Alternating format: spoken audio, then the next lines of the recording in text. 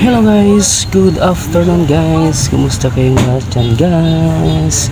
Okay, ito na naman tayo ay gumagawa at nag-aayos tayo ng dalawang Chikwa TV.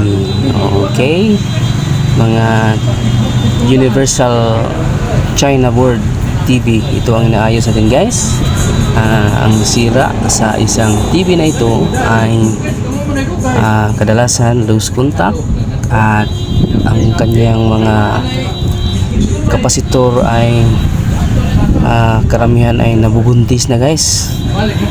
Siguro Valentine's na kaya pati kapasitor ay nabubuntis na. Okay, joke lang.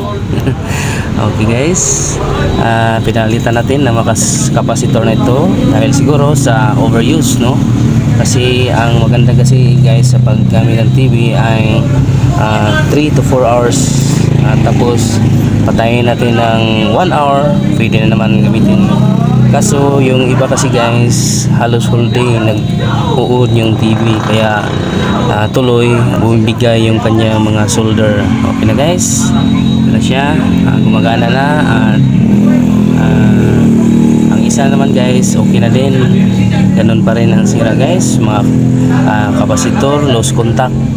Inaayos natin guys para naman ma-okay na siya at inoobserba natin guys. Okay, at sana magtuloy na ito at hindi na ito mag-shutdown.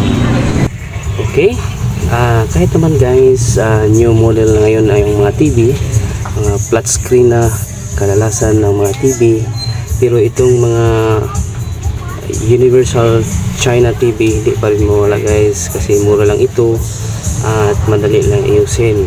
Hindi gaya ng mga flat screen na medyo sa ngayon mahirap ang kanyang mga parts gawa ng hindi pa available ang kanyang mga supply at kanyang mga parts. Okay guys, dito lang muna tayo. Bye bye.